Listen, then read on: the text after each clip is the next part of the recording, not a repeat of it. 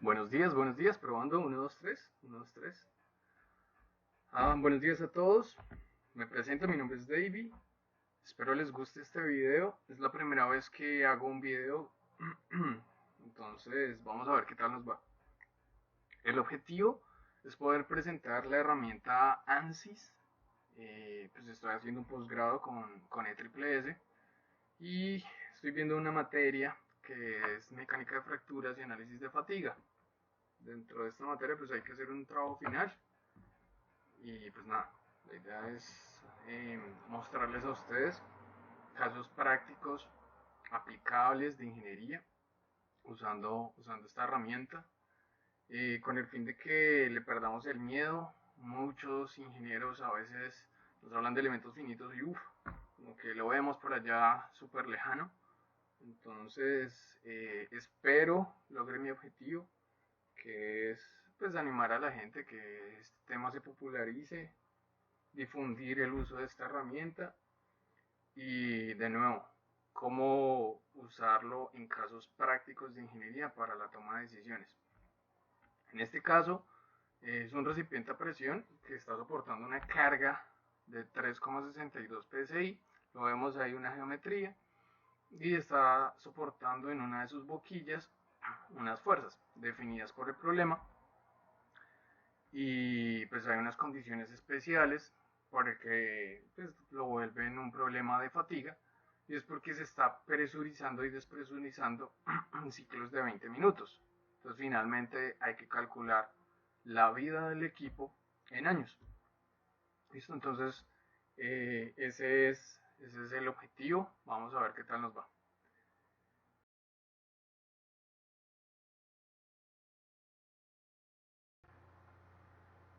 Bueno, antes de entrar en materia, quiero mencionar algunos aspectos del problema.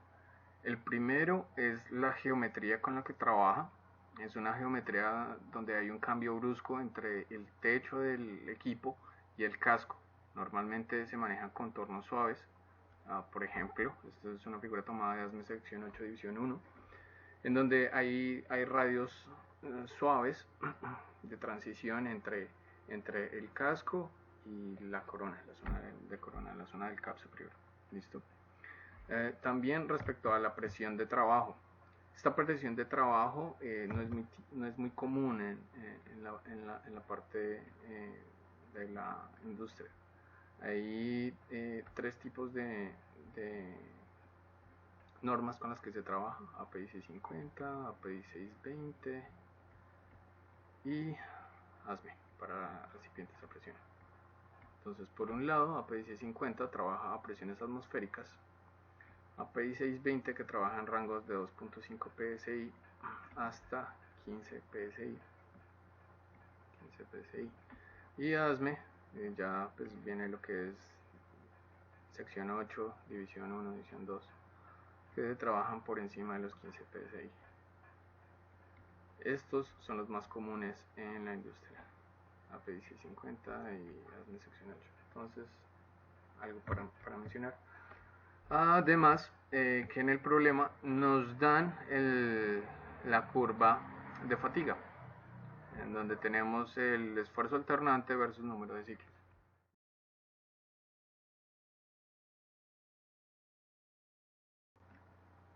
Listo.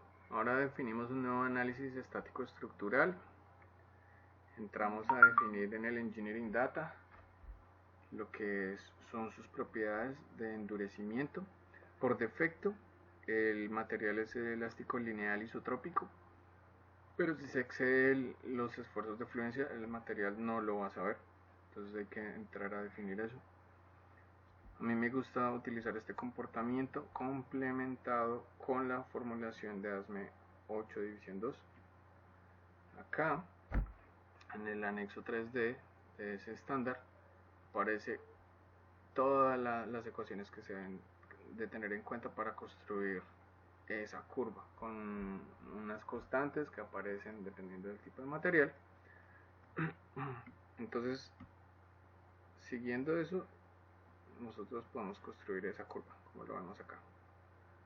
Acá están las respectivas constantes y finalmente lo que hacemos es seleccionar las deformaciones, los esfuerzos, y las llevamos acá. Control B, definimos una temperatura de análisis, por ejemplo 20 grados. Adicional a eso, debemos definir acá este parámetro strain life, es propio de ASME 8 división 2, que también tiene un apartado donde se define con respecto a un esfuerzo alternante, un coeficiente de endurecimiento y una resistencia del material. Entonces estos dos valores vienen definidos en tablas, los cuales los colocamos acá, y si miramos estos valores corresponden a 0,128 para el coeficiente de endurecimiento, strain hardening exponent 0,128 y 109,8 KSI. Entonces aquí esto lo pasamos a KSI, colocamos 109,800 KSI. Listo.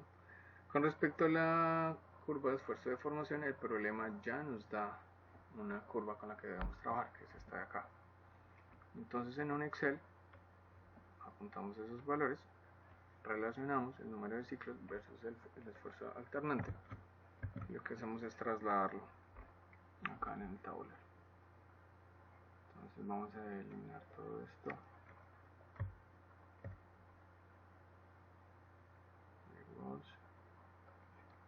Veamos si lo podemos reemplazar así directamente. Entonces seleccionamos esto, control C,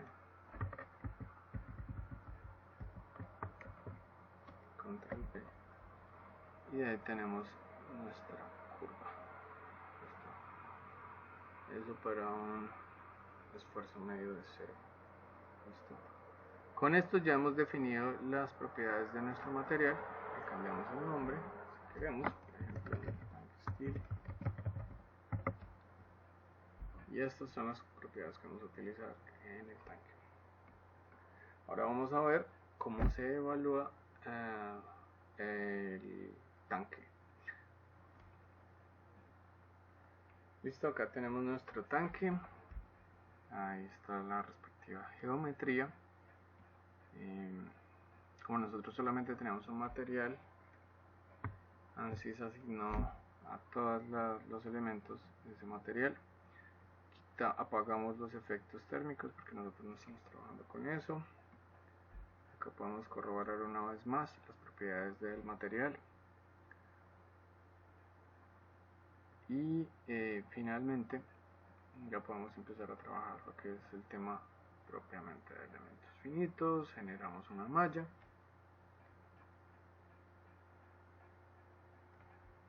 Después de generar la malla, bueno, este mensaje normalmente puede estar asociado a un elemento demasiado grande. Podemos reducir a la mitad. A ver qué ocurre con el mallado. Y es un poco más refinado. Miramos qué elementos tenemos. Estamos hablando de 8000 nodos, 8000 elementos. Es una malla decente. Podemos mirar la calidad. Por ejemplo, aquí en Mesh Metrics, en Skewness, estamos por debajo de 0,68. Bueno. Agregamos las condiciones, por ejemplo, de apoyo completamente fijo en las patas. Acá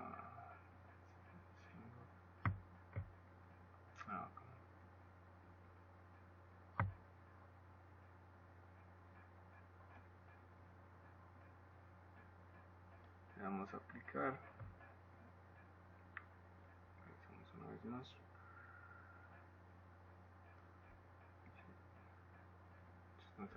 todas aplicar. Y tenemos 3 superficies que van a estar soportando presión. Entonces insertamos presión y mantenemos oprimido con control, aplicar, giramos el tanque, mantenemos otra vez con control, seleccionamos la superficie, aplicar, calor de 3,62 psi, regresamos, esta es la que quería, listo, y tiene una carga en la boquilla. Entonces vamos a generar esa carga en la boquilla. Para hacerlo vamos a crear un sistema coordenado considerando este contorno, apply, y le decimos que el eje Z sea con referencia a este punto. Seleccionamos nuevamente, aplicamos, no lo selecciono, cambiamos de punto,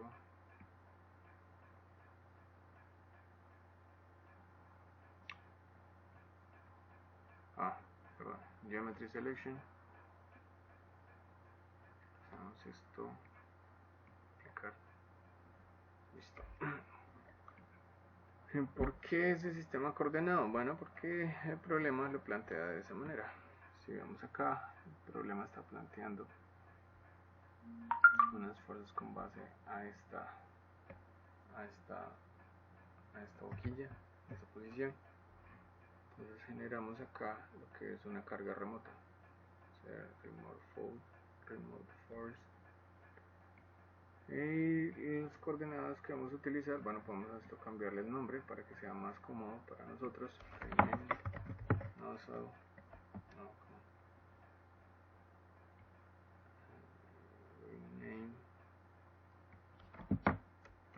Nozzle coordinate system,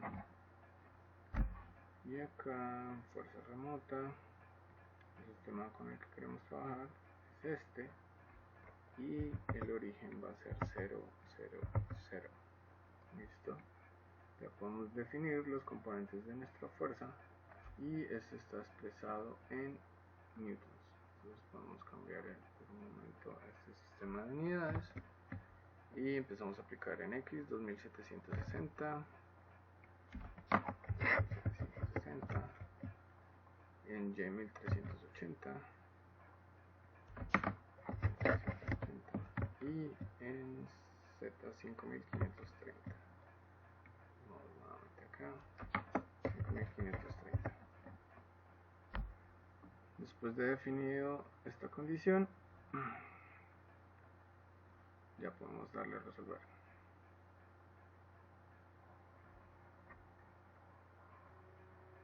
El problema ya se ha resuelto. Podemos mirar acá en Solution Information, Force Convergence, el número de substeps que hizo para resolver el problema. Por ahora no vamos a meternos con el detalle de la configuración en análisis settings para llegar a este tipo de soluciones. Vemos que hay otras cosas en las que podemos trabajar. Listo. Podemos ver deformation. Esta deformación es, en español es desplazamiento, este strain, si es nuestro deformation. Ser strain, si queremos, evaluamos los resultados. Y vemos que en estas zonas los esfuerzos son altísimos. El intercambio entre el cabezal y el casco. Vamos a utilizar unidades para saber si excedemos la fluencia. En este caso son 17.548 psi. Está exagerado por la escala que utiliza ANSYS, pero al hacerlo 1 podemos ver que solamente para un esfuerzo.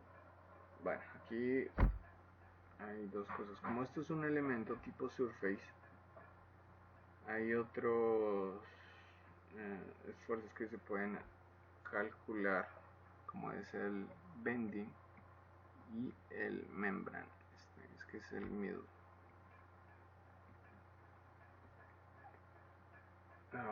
El esfuerzo membranal corresponde a 9045 psi. El esfuerzo local bending, por ejemplo, en esta zona corresponde a 17548 psi. Listo, ¿qué son estos dos? En la teoría de ASME,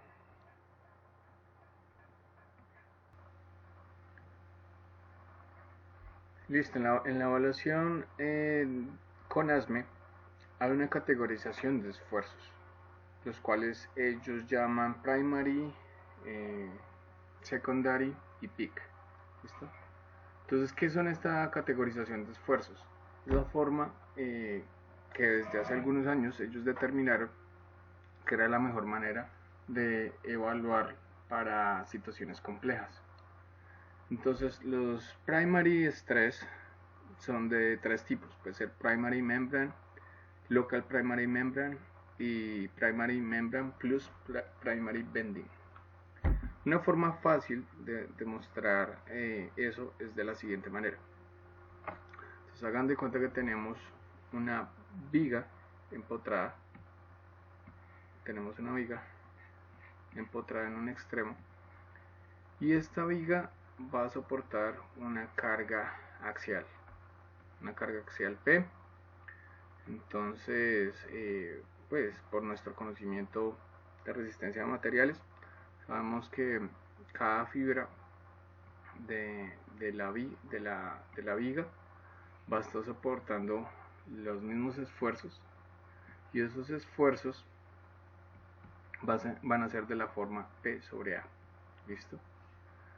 Este tipo de esfuerzos son sumamente peligrosos, especialmente si el esfuerzo membranal excede el esfuerzo de fluencia. Ahí ya hay que tener mucha alerta. ¿Listo? Entonces, ¿qué ocurre con los local primary membrane? Pues son este tipo de esfuerzos solamente en configuraciones donde son complejas y no tenemos una forma de calcularla así tan manual, tan directa. Pero podemos, por ejemplo, ver este tipo de situaciones por ejemplo, en láminas, una lámina que tenga agujeros y que está siendo soportada en su extremo, y aquí estamos soportando una carga P. Entonces acá, cerca de acá, va a haber esta discontinuidad hace que acá los esfuerzos sean mucho mayor. ¿Listo? Pero entonces, esas son configuraciones, digamos, local primary membrane. ¿Listo? Lo aplicable a tanques o vasijas, pues sería una boquilla, o inclusive también una unión de por ejemplo, mirando acá, si este es el eje de revolución y este es el casco. Entonces, si tenemos aquí ya la zona de nudillo del cap, entonces esta zona de acá es también una zona que tendría una configuración de esfuerzos, pues que es local primary membrane. ¿Listo? Eso con respecto a los primeros dos. El tercero, que es plus primary bending, pues corresponde a hagan de cuenta la misma situación de la viga empotrada en el extremo, pero en esta ocasión el tipo de carga que va a estar soportando es distinta. Entonces el tipo de carga que va a ser en esta dirección P, en donde si analizamos los elementos que están dentro de la viga, por ejemplo este de acá va a estar soportando cargas a tracción y este cargas a compresión. ¿Listo? Entonces este tipo de cargas genera este tipo de distribución de esfuerzos en la sección del componente. ¿Listo? Entonces de nuevo, acá ¿qué ocurre? Acá si nosotros ya excedemos y el esfuerzo que estamos teniendo ahí es mayor que el esfuerzo de fluencia, pues las fibras que están en la parte interna aún no han llegado a la fluencia. Entonces el componente todavía no va a fallar, él puede soportar un poquito más de carga. ¿Listo? Pero sin embargo, lo que tienen en común estas tres primeras es que el tipo de carga que soporta, el tipo de carga mecánica, ya sea de presión, ya sea carga axial, genera una distribución de esfuerzos en el espesor del componente. O sea, la placa, la lámina del componente está soportando un esfuerzo que normalmente es fácilmente calculable por las ecuaciones que aparecen en los códigos. API 650, sección 8. ¿Listo? Eso con respecto a los esfuerzos primary. Los esfuerzos secondary entonces ya obedecen a otro tipo de cargas. Normalmente se asocian a cargas de temperatura o restricciones locales en el componente. Entonces esta es una definición que aparece por ahí. Entonces las llaman como esfuerzos autoequilibrantes. Y si nosotros, por ejemplo, seguimos con el caso de las vigas, entonces nosotros tenemos una viga empotrada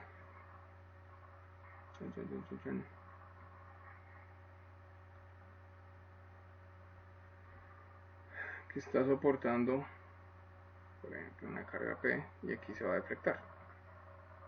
Pero ¿qué ocurre si yo le coloco un obstáculo, o qué ocurre si aquí yo le coloco un componente, ya sea que le genere una carga, una restricción?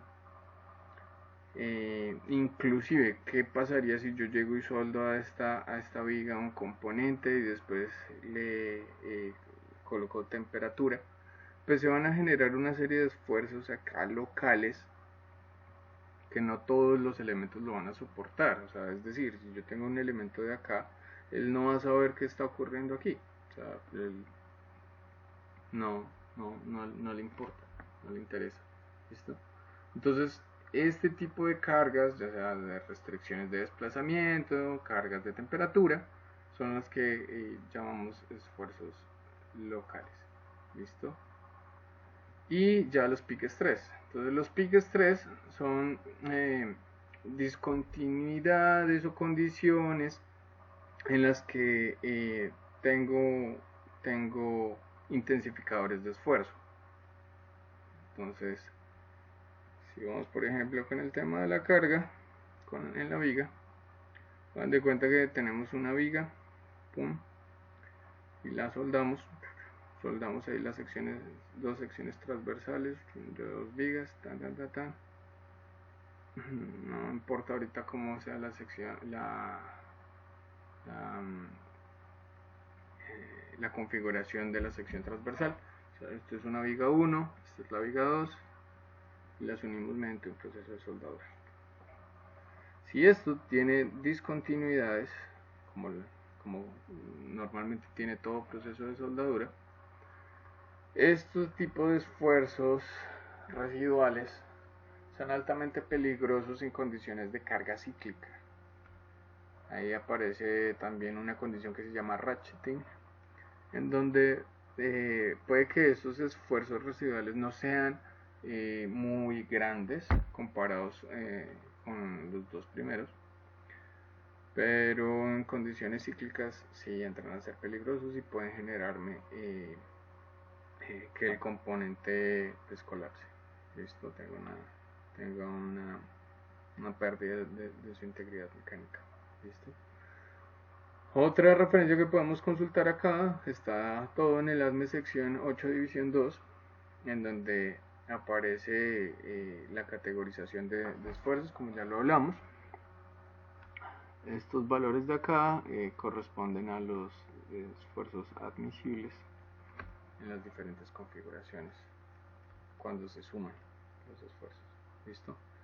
Y una tablita por acá en donde nos aparecen ejemplos de las clasificaciones de esfuerzo. Entonces, por ejemplo, para el caso que nosotros estamos viendo, donde tenemos presiones internas, únicamente en el casco vamos a obtener una primary membrane stress. Listo. Que esto en ANSYS es lo que se conoce como middle. Listo. Ya digamos por ejemplo el local membrane o bending, entrarían a ser lo que es el top bottom. Listo. Y esto no lo puedo ver en elementos tipo shell, no tengo cómo verlo. Listo. ¿Y por qué no tengo cómo verlo? Bueno, pues eso viene de la linealización de esfuerzos. Entonces nosotros tenemos una condición de esfuerzo general. Entonces asumamos que esto es un espesor de un componente y que el esfuerzo del componente real es de esta forma. ¿Listo? Vamos que aquí esta es nuestra línea de referencia 0. Este es nuestro esfuerzo. Los esfuerzos asociados. Este esfuerzo, pues bueno, muchos ingenieros dentro de que hace muchos años empezaron a estudiar este tema. Dentro de, lo podemos ver por ejemplo ASME en muchas de sus publicaciones, también está el DS 7910 y muchos otros. Se pusieron de acuerdo y dijeron, bueno, listo, vamos a simplificar un poco el problema y vamos a decir que hay unos esfuerzos principales homogéneos acá en la distribución del espesor. Entonces los que llamamos los membrane.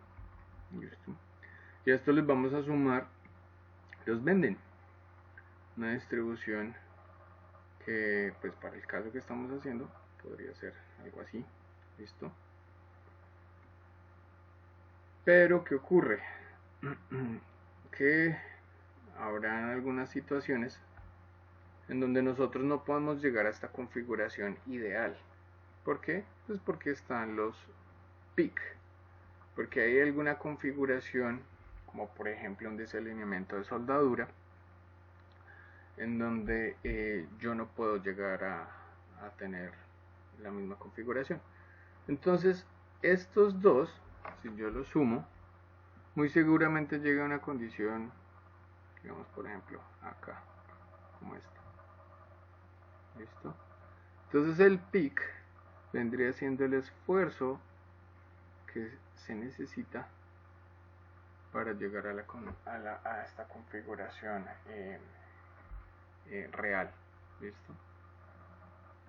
Entonces, nosotros en un elemento tipo shell solamente podemos ver SM y SL. ¿Listo? Ya si nosotros queremos ver esto, tenemos que hacer una linealización y hacerlo en un modelo 3D. ¿Vale? Entonces, vamos a retomar nuevamente con ANSYS. Vamos a mirar algunos resultados interesantes. Lo que yo hice fue por acá duplicar uno de los tanques para que ustedes miraran los resultados.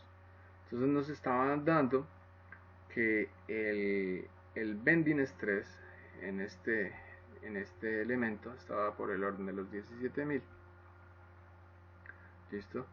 Y después de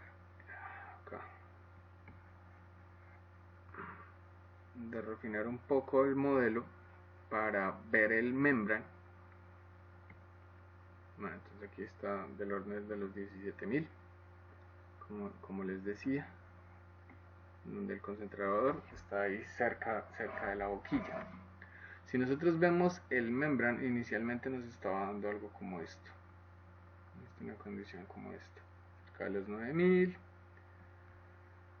y el casco del tanque, pues la configuración azul iba de 0 a 1000.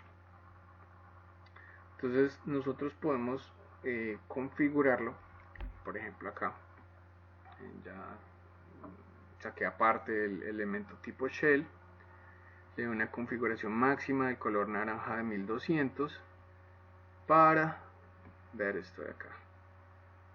Entonces, si nosotros vemos lejos de las discontinuidades, aquí por ejemplo con un proof, con el proof, vamos a ver esfuerzos que están del orden 830 psi, 834, 840 psi. Entonces, ¿qué ocurre? Porque si nosotros ahora hacemos la formulación con las ecuaciones de Barlow, del famosísimo presión por radio dividido espesor, nos da 961 psi. ¿Por qué esa diferencia? Bueno, pues aquí nosotros estamos colocando unas condiciones un poco distintas, ¿no? Estamos soportando en unos elementos, pues en las patas, en las bases del tanque, no es en todo el contorno. Adicional a eso, nosotros estamos aplicando una carga local, una boquilla. Pues bueno, esto realmente nos afectaría únicamente en esta región. ¿Listo? Y adicional a eso, pues nosotros tenemos dos caps. Entonces estamos restringiendo el modelo. Acá este tanque ideal, en donde lo que hice fue copiar el modelo, aplicarle la condición de soporte fijo acá, la presión, aquí nosotros podemos agregarle una presión, insertamos la presión en este elemento, pum, aplicamos la presión de 3,62 psi y resolvemos para comparar dichos resultados.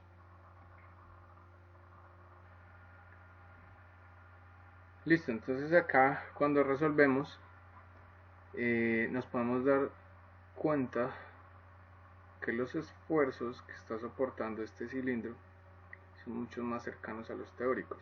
Entonces aquí nos acercamos, miramos con el proof, empezamos a ver 966, 957, 962 y su distribución es mucho más homogénea que en el otro tanque. ¿Listo? Entonces, ya con esto podemos entrar a hacer un submodeling en la boquilla para mirar con mayor detenimiento los esfuerzos allí y después hacer la evaluación de fatiga.